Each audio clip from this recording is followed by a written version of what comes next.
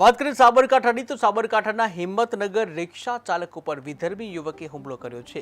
વિધર્મી યુવકે તલવાર વડે હુમલો કર્યો છે, ત્યારે યુવક ઉપર જીવલેણ હુમલો થયો તો યુવક ગંભીર રીતે ઇજાગ્રસ્ત થયો છે।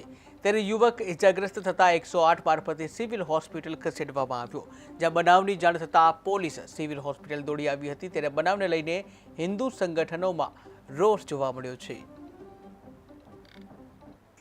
વાત કરીએ સુરતની તો સુરત જિલ્લામાં વધુ એક અકસ્માતની ઘટના બની છે। ત્યારે ધામરોડ ગામની સીમમાં ટ્રિપલ અકસ્માતની ઘટના બની છે। લક્ઝરી બસ, એક કાર અને ટ્રક વચ્ચે ટ્રિપલ અકસ્માતની ઘટના બની છે। ત્યારે પાછળ આવતી કારને ટ્રક ચાલકે ટક્કર મારી કાર લક્ઝરી અને ટ્રકની વચ્ચે સેન્ડવિચ થઈ ગઈ હતી। ત્યારે કારમાં સવાર 5 લોકોનો આબાદ બચાવ થયો હતો।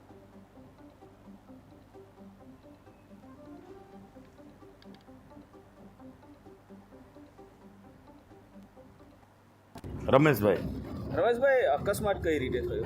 હું બસમાં સવાર હતો અને વચ્ચે ફોર વ્હીલર હતી, એની પાછળ આઈસર હતું। એ ડ્રાઈવર ફૂલ દારૂ પીધેલા હાલતમાં હતા, એટલે એને ધક્કો મારી દીધો, એટલે બસની નીચે જ પાછળના ભાગમાં ફોર વ્હીલ ઘૂસી ગઈ અને ડ્રાઈવરનો બસવાળાનો કોઈનો વાંક નહોતો। બસ તો વ્યવસ્થિત ચાલી જતી, હું બસમાં જ મુસાફર હતો, એમાં જ બેઠેલો હતો।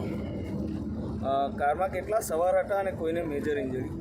કારમાં 5 સવાર હતા, પણ લગભગ કોઈને તકલીફ આવી નથી। નાની મોટી ઈજા થઈ છે, પણ જોતાં તો એવું લાગે કે અમે 1-2 માણસ મરી ગયા છે। પછી તો દવાખાને ગયા, પછી તો ડૉક્ટર જ બતાવી શકે। નામ લાગી છે આપનું નામ? રમેશભાઈ અકસ્માત કઈ રીતે થયો?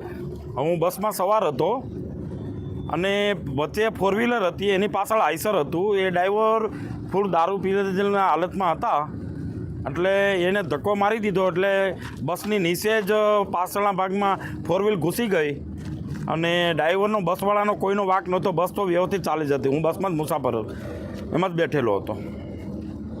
કારમાં કેટલા સવાર હતા અને કોઈને મેજર ઇન્જરી?